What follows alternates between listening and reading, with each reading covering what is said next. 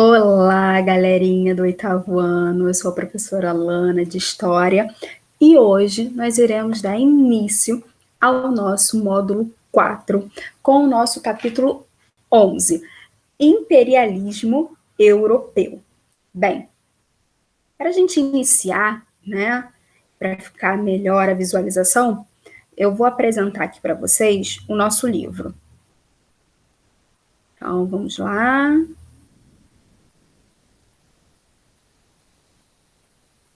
Compartilhar nossa tela. Já iniciando.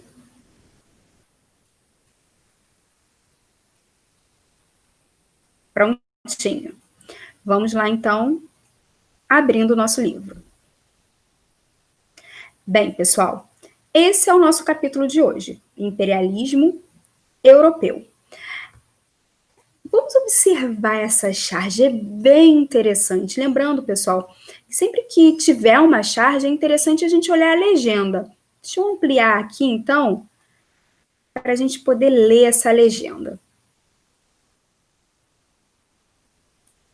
E aí está dizendo assim na legenda. Charge do século XIX, que representa a Inglaterra e a França, duas nações imperialistas europeias disputando o controle do mundo. Bem, pessoal, o imperialismo é exatamente isso. Olha aqui, ó, Inglaterra e França dividindo o mundo. Aqui nós temos também um texto bastante interessante.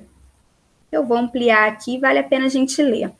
Além da gente ler, eu acho interessante a gente já começar a grifar, tá? Alguns pontos desse pequeno texto aqui, ó. Já vou preparar a nossa canetinha para grifar. Vamos lá, então. Deixa eu aumentar aqui um pouquinho a espessura. Pronto. Bem, a Revolução Industrial gerou diversas mudanças na Europa. Então, olha, Revolução Industrial já é um ponto que precisamos marcar para daqui a pouquinho discutir. A possibilidade de aumentar a produção de manufaturados e, por consequência, os lucros, fez os capitalistas buscarem mais matérias-primas de baixo custo e novos mercados consumidores. Então, vamos grifar aqui, ó. Buscarem mais matérias-primas. Pensei que tivesse a borrachinha ali, mas não tem, não. Peraí. Mais matérias-primas e mudou a cor?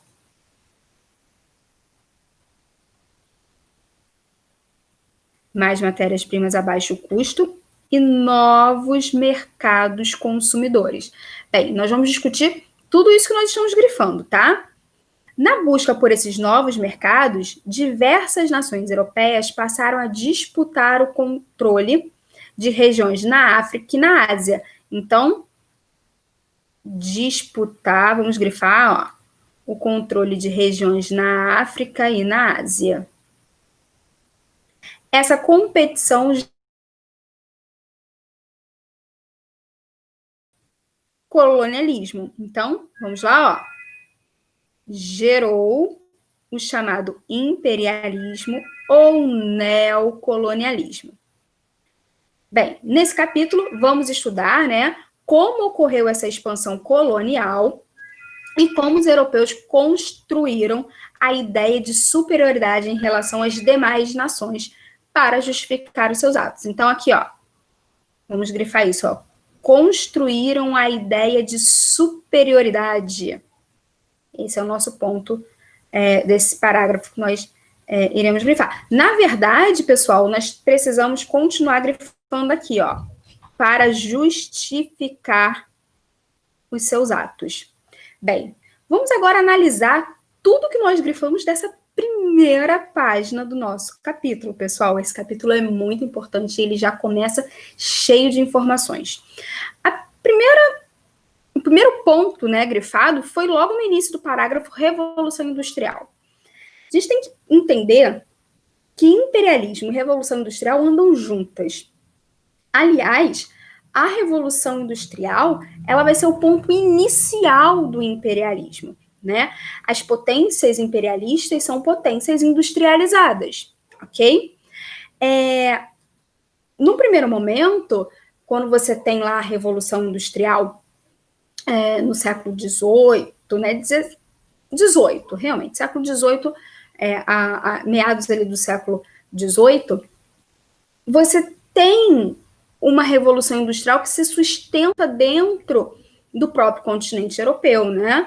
Você tem ali a Inglaterra como pioneira e ela, né, vende para o próprio mercado europeu, para a América também, né, através de acordos comerciais com países que possuem colônia na América, o caso, por exemplo, do Brasil, né, através de Portugal, os produtos ingleses chegam aqui no Brasil, mas você tem um mercado menor.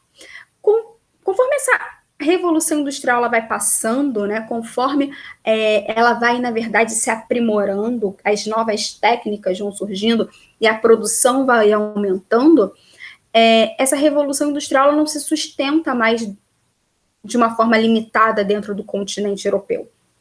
Ela precisa se expandir.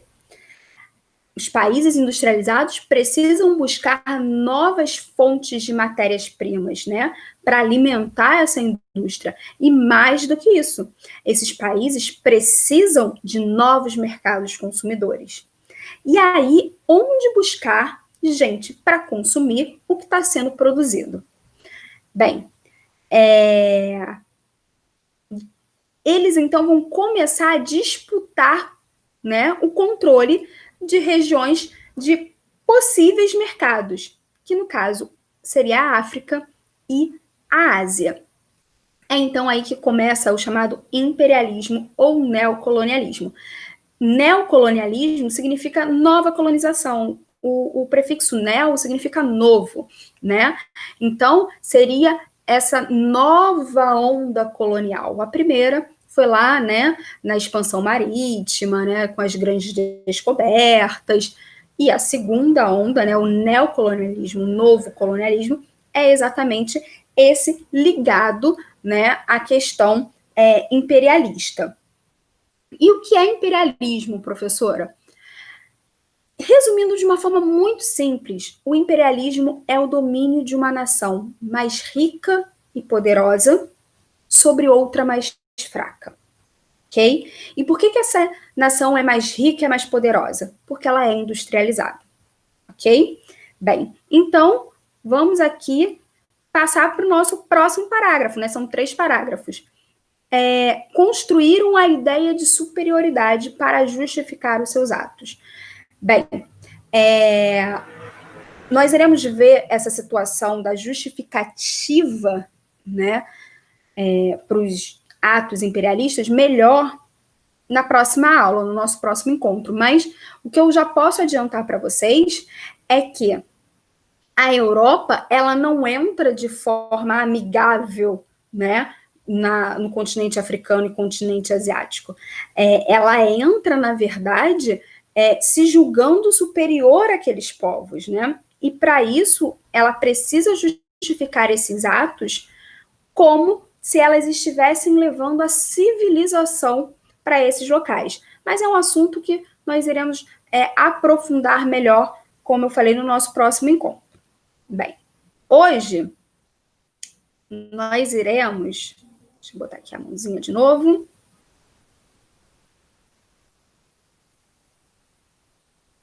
Deixa eu diminuir aqui que fica melhor.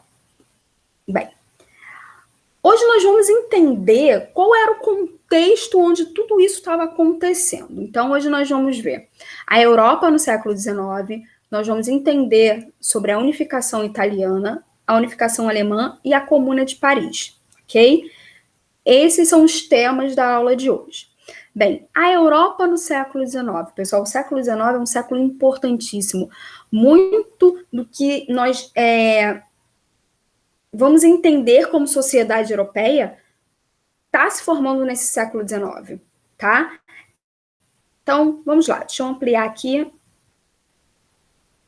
e centralizar essa página. Pessoal, estamos na página 286, tá? Vamos lá, pessoal. Na segunda metade do século XIX, o desenvolvimento industrial da Inglaterra se expandiu para outros países, né, o que possibilitou, por exemplo, nações como a França, a Alemanha e outras potências mundiais, não só da Europa, tá, mas de outros continentes, como Estados Unidos, na América, Japão, tá, na Ásia, fabricarem seus produtos industriais em larga escala. Bem, pessoal, com o aumento da produtividade, né, também vai aumentar, obviamente, a concorrência. Se antes só a Inglaterra dominava, né, o cenário industrial, agora não, agora você vai ter concorrência entre os países. A revolução não está mais concentrada num único local. E aí vai começar uma disputa entre eles para saber aonde estão os melhores mercados, onde se encontra a melhor matéria-prima com a mão de obra mais barata, né, para minimizar os custos e aumentar os lucros. Então, pessoal, vai virar uma verdadeira corrida, uma verdadeira disputa por mercado, ok? Bem, dessa forma, né, países como Inglaterra, França, Holanda, Bélgica, Itália, Estados Unidos, Japão, essa galera toda, pessoal, eles vão passar, né, a empreender colonização, né, de territórios na África e na Ásia e também na Oceania, tá, galera? Qual era o objetivo disso? Expandir seus mercados consumidores e ampliar seu acesso a matérias-primas e mão de obra barata. Bem, vamos dar uma paradinha para a gente entender e grifar alguns pontos importantes. Lembrando, pessoal, se eu grifei aqui, vocês vão grifar aí também no livro de vocês, hein? Vamos lá. Então, começando aqui nesse primeiro parágrafo, né? Logo a primeira frase. Na segunda metade do século XIX, o desenvolvimento industrial da Inglaterra expandiu-se para outros países. Ponto. Ok? Já no segundo parágrafo, olha o que é interessante a gente grifar. Bem aqui no meio do segundo parágrafo. Deixa eu só localizar aqui. Países como a Inglaterra, França, Alemanha, Holanda, Bélgica, Itália, essa galera toda, né, que eu citei anteriormente, né, eles vão passar a empreender colonização de territórios na África, na Ásia, na Oceania, e aí é o ponto principal, pessoal. Qual o objetivo disso? O objetivo de expandir, né, seus mercados consumidores e ampliar seus acessos a matérias-primas e mão de obra barata. Grifamos juntos, hein, galera? O que isso vai fazer? Isso vai fazer com que haja como eu falei, uma verdadeira corrida por novos territórios, né? Por posses coloniais. E aí, pessoal, na colonização do século XIX, o capitalismo foi imposto a diversas populações, entre elas, né, algumas que ainda não tinham a economia industrializada. E aí é que entra a ideia do imperialismo. É uma potência industrializada dominar um país, não, uma nação, enfim, não industrializada, e fazer com que essa nação não industrializada não só seja fornecedora de matéria-prima, mas também seja consumidora dos seus produtos. Ou seja, Bélgica. A Bélgica vai entrar no Congo, né, um dos casos mais emblemáticos e mais conhecidos de imperialismo, vai criar no Congo uma sistematização, né, da extração do látex para se fabricar borracha. E aí, aquela sociedade ela já conhecia o látex, mas não utilizava da forma que a Bélgica estava propondo, né, de extração a nível industrial. Então, aquela população ela é obrigada, ela é massacrada para conseguir esse produto da forma mais barata possível, entrega esse produto para a Bélgica. A Bélgica transforma isso, né, esse produto, essa matéria-prima, em produtos industrializados, das mais diversas naturezas, e revende esses produtos não só para o mundo inteiro, mas também para os próprios belgas, que são, para os belgas não, perdão, para os próprios congoleses, que são obrigados a consumirem aqueles produtos. Então, ter uma colônia nesse momento é ter praticamente a certeza do envio da matéria-prima e também do consumo do produto industrializado. Ok? É um ótimo negócio para as potências, só não será um bom negócio para as colônias, né? Olha aqui, pessoal, essa charge ela é interessantíssima. Isso aqui é o mundo, né? É o globo. E nós temos aqui germânicos, né? Está escrito aqui também a vestimenta, né? Temos aqui, deixa eu tentar identificar, eu acho que isso aqui é Inglaterra, né? E essa aqui acho que é a Rússia, pela roupa, né, dos personagens. Enfim, mas olha o que está acontecendo. O importante é a gente perceber que nós temos 3 potências. A Rússia aqui, a gente pode até... É a Rússia, sim. A gente pode até discutir se ela é uma potência industrializada ou não, porque a gente sabe muito bem que a Rússia não era industrializada, mas pelo seu gigantismo, né, pelo seu tamanho territorial, ela é naturalmente uma potência. Mas o que eles estão fazendo? O importante é que a gente perceber o que está sendo feito. Pessoal, eles estão colocando nessas sacolas, né, pedaços, deixa eu botar aqui a setinha, pedaços do planeta, né? Eles estão pegando, olha, esse território é meu, esse aqui é meu, e eles estão colocando tudo isso dentro dessa sacola, né? E segundo, obviamente, os seus interesses, porque esses países que estão sendo anexados, esses países que estão sendo retirados do globo, ninguém está vendo nenhuma liderança desses países se manifestando, né? Eles não estão sendo ouvidos. Bem, olha essa definição de imperialismo, pessoal. Condutas de dominação econômica, política, social, cultural praticadas por países da Europa, Estados Unidos, Japão, ao longo dos séculos 19 e 20. Foi exatamente isso que eu falei para vocês. Então, aqui, ó.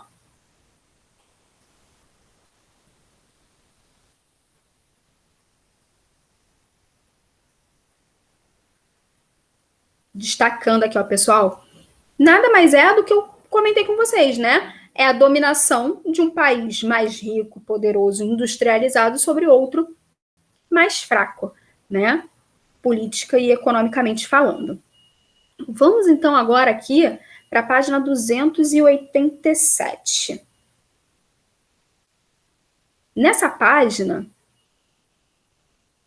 a partir de agora, na verdade, na página 287, 288 e 289, nós vamos ver alguns movimentos importantes ali do século XIX. E aí, o primeiro que surge para a gente é a unificação da Itália. A gente tem que lembrar, pessoal, que a Itália não é um país unificado até o século XIX. A Itália, ela tem uma configuração que a gente já aprendeu em outras civilizações, né, chamadas cidades-estados, né? Vimos isso nos fenícios, vimos isso nos gregos, vimos isso até em sociedades pré-colombianas aqui na América, né? O que são cidades-estados? São cidades independentes entre si, né? Que possuem governo próprio, leis próprias. A Itália, né? Então, ela funcionava um pouco dessa forma, né? Ela era um conjunto, na verdade, de principados. Ela era um conjunto de reinos. E o reino mais bem-sucedido, vamos dizer assim, mais rico da Península Itálica, né? Era o reino de Piemonte e Sardenha.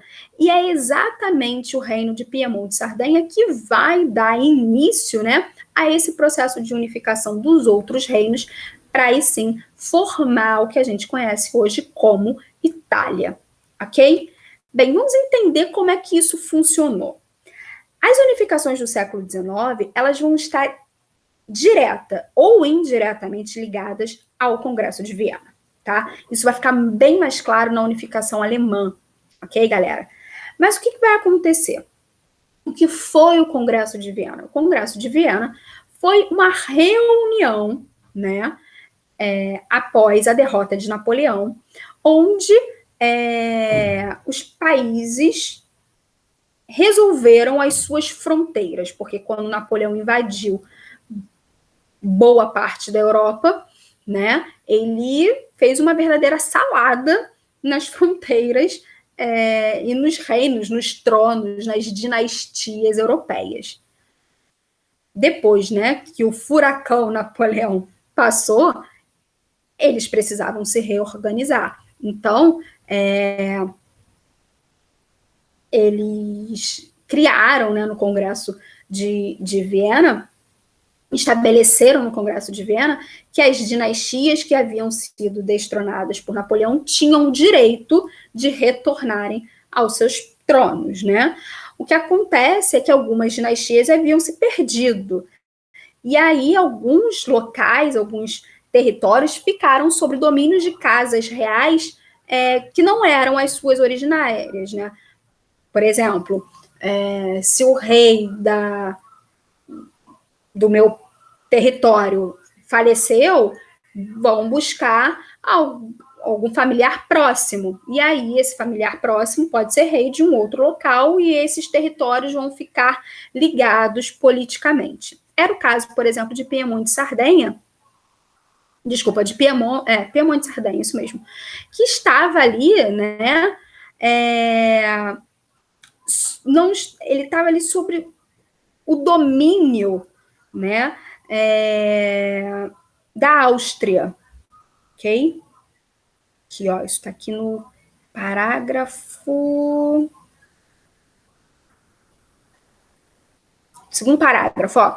Nesse contexto, fortaleceram as ideias nacionais na região, principalmente após as revoluções liberais de 48 e após o rei sardo-piamontês Vítor Emanuel II aliar-se ao rei francês Napoleão III em busca de apoio para derrotar a Áustria, né? Os austríacos, então, estavam ocupando aquele território. Bem, a unificação italiana, então, ela parte, né, do Piemonte e Sardenha, nessa tentativa de expulsar, né, o Império Austro-Húngaro, e com isso eles vão anexando os principados, os reinos da Península Itálica. O problema, pessoal, é que a Igreja Católica ela é muito presente em toda a Europa, mas principalmente na Península Itálica, né? O que vai acontecer é exatamente que a Itália, que os reinos, né, papais, vamos dizer assim, os reinos que pertencem à Igreja Católica, não vão querer se unificar. Eles simplesmente querem manter a sua autonomia, até por uma questão fiscal, né, até por uma questão de impostos. Eles não vão aceitar, vão passar a não reconhecer o Vítor Emanuel II como o rei da Itália, e esse problema vai se estender, pessoal, né? Desde 1870, quando a unificação é concluída, e ele só vai ter solução aqui, ó, em 1929, que é quando vai ser assinado o Tratado de Latrão, né? Onde o governo do ditador Mussolini vai criar o Estado do Vaticano e vai dar, né, a esse Estado autonomia, tá? Onde o Papa é o chefe. Bem, o que a gente pode grifar aqui, né, dessa parte? Deixa eu preparar aqui nossa canetinha. Bem, foi? Ih, ficou congelado aqui, pronto. Entre eles se destacava o reino do Piemonte Sardenha. Pessoal, lembrando que se eu grifei aqui, é para vocês grifarem aí também. No norte da península, mais desenvolvido que os reinos do centro e do sul, e submetidos praticamente, e submetido praticamente à ocupação austríaca. Bem, nesse contexto todo, o que a gente vai grifar aqui no segundo parágrafo? Após o rei sardo-piamontês Vítor Emanuel II aliar-se ao rei francês Napoleão III em busca do apoio para derrotar os austríacos que dominavam ali boa parte da península, né? A unificação italiana foi liderada. Aqui, ó, a unificação italiana. Foi liderada pelo reino de Piemonte e Sardenha contra o Império Austro-Húngaro após, né, eles vencerem, eles conquistaram o reino lombardo-veneziano. A derrota vai inspirar os outros reinos italianos a se rebelarem contra o Império Austro-Húngaro, que dominava ali a região. E, aos poucos, anexarem seu reino de Piemonte e Sardenha. Proclamou assim, então, Vítor Emanuel II como rei da Itália. Vamos grifar também que isso vai gerar a insatisfação da Igreja Católica, que vai perder seus territórios, tá? Nessa unificação. Mas isso irá se resolver com o Tratado de Latrão, que cria o Estado do Vaticano no ano de 1929. Ok? Bem, pessoal, vamos então agora para a nossa próxima unificação, que é a unificação alemã. Ok?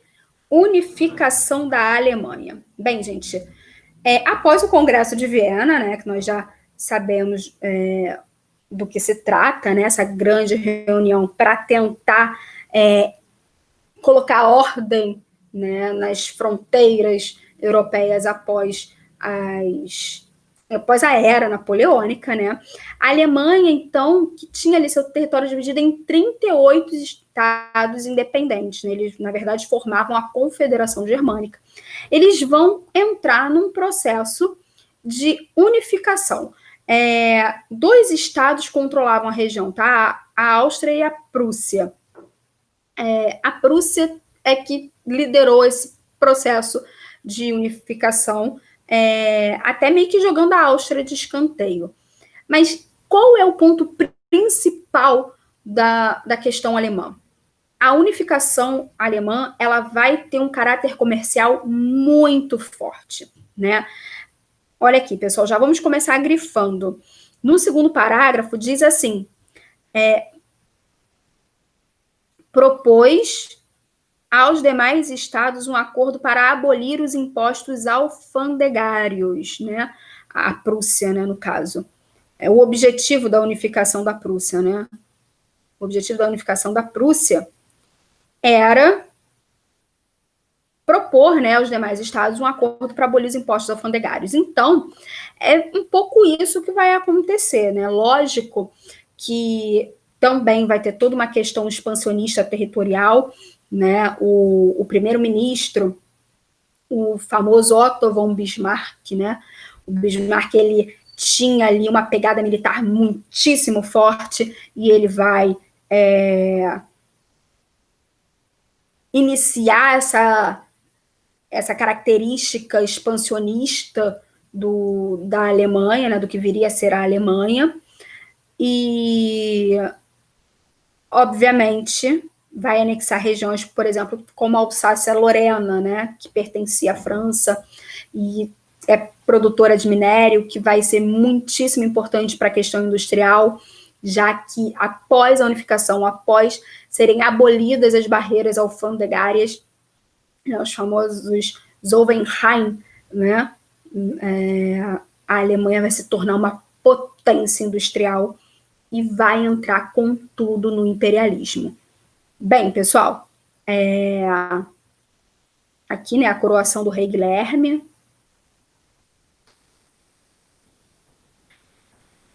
vamos então aqui para esse terceiro movimento, tá? Desse período, que é a Comuna de Paris. Bem, a Comuna de Paris, ela é muito emblemática, ela é bem característica dos movimentos ideológicos também que estão rolando na Europa no século XIX, né? A unificação da Itália e da Alemanha, elas têm um caráter mais político-econômico. A Comuna de Paris, ela tem essa pegada política e ideológica, tá? Enquanto as potências europeias estavam ali iniciando a exploração imperialista na África, os operários franceses vão iniciar uma revolução em Paris. E aí, em que consistia essa revolução, né? Ela tinha algumas propostas. Vamos grifar aqui, ó. Os revolucionários, predominantemente socialistas, anarquistas e republicanos radicais, pretendiam implantar reformas que atendessem a maioria da população. Como o quê, pessoal? Como educação pública, gratuita, a igualdade entre homens e mulheres, a abolição da pena de morte, a separação entre a igreja e o Estado, né, o famoso e tão desejado Estado laico, a legalização dos sindicatos, a autogestão das fábricas e a redução da jornada e o fim do trabalho noturno. Ficou aqui meio feio essa marcação, mas para vocês entenderem que esse segundo parágrafo aqui precisa ser grifado. E aí, quando os trabalhadores tomam Paris, né, na verdade, o que acontece é que a França vai se dividir em dois governos. Ela vai passar a ser governada de dois locais. Paris, pelos trabalhadores, né, pelo povo, vamos dizer assim, chamado, né, Comuna de Paris, e Versalhes, onde vai se instaurar um governo burguês, né, apoiado pela alta burguesia e a aristocracia francesa, e de Versalhes, esses burgueses vão montar um exército que vai simplesmente massacrar a Comuna de Paris, né, que vai durar apenas 2 meses, pessoal. Né? Aqui nós temos uma foto, né, desses soldados de Versalhes, vamos chamá-los assim, né, após tomarem tropas de Versalhes posam para a fotografia embarricada construída pelos revolucionários da Comuna, ou seja, após derrotarem os soldados da Comuna, né, que eram trabalhadores que estavam lutando por melhores condições de vida dessa França que está se industrializando e está massacrando os seus trabalhadores, né? Enfim. Bem, pessoal, eu gostaria muito agora que vocês fizessem a página 289 e 290 e 291. Deixa eu minimizar aqui, ó. Essas duas páginas, tranquilinhas, precisam ser feitas, e nós iremos iniciar o nosso próximo encontro exatamente com a correção dessas duas páginas, ok? Deixa eu voltar aqui para a apresentação, para eu me despedir de vocês. Voltei. Bem, pessoal, então, semana que vem nós iremos dar continuidade, né, a esse século XIX, e aí nós vamos entrar efetivamente na questão do imperialismo, na questão das ideologias imperialistas, né, que vão servir para justificar toda essa invasão do território, dos continentes, né, africano, asiáticos e da Oceania também. Mas antes, nós iremos corrigir a atividade. Então, façam com muita atenção e até o nosso próximo encontro, ok? Tchau, tchau, pessoal.